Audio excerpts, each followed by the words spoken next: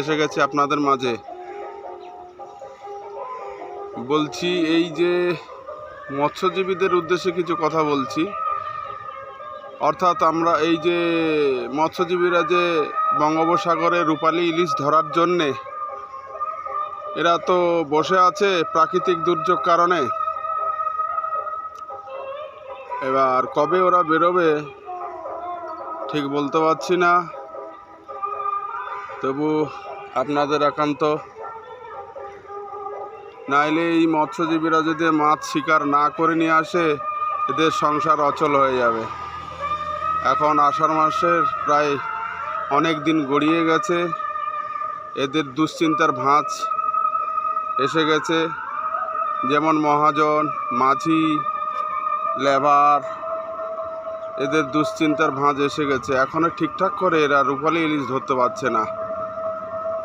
আর প্রাকৃতিক দুর্যোগ কারণে এরা গভীর সমুদ্রে যেতে পারছে না। এদের কপালে কি আছে জানি না, বিধির বিধানে কি লিখে রেখেছে, বা মাছ শিকার না করলে এদের জীবন জীবিকা বিপন্ন হতে পড়েছে।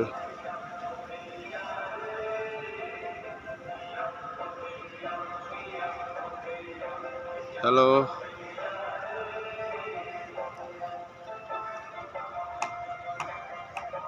দুখানা ট্রলিং বেরিয়ে যাচ্ছে মাছ ধরার জন্যে।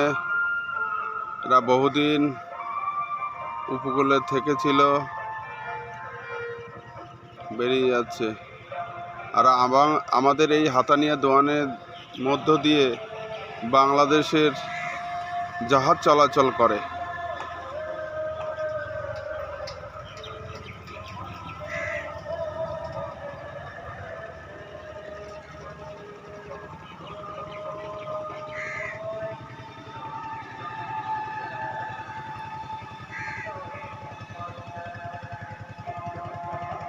এই সুন্দরবন কিছু কিছু প্রত্যন্ত এলাকায় সুন্দরবনে ওরা অ্যাঙ্কারে আছে, তারাও অপেক্ষা করছে মাছ ধরার জন্যে।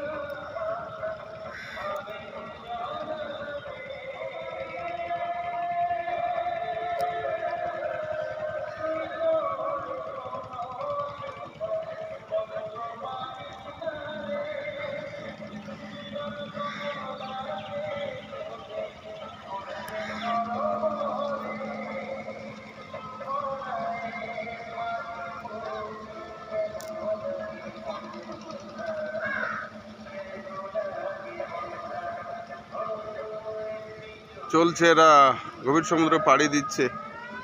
কিছু কিছু ওয়েদারের অপেক্ষা বসে আছে, কিছু কিছু ওয়েদারের উপেক্ষা করেও তারা জীবনের ঝুঁকি নিয়ে মাছ ধরতে যাচ্ছে।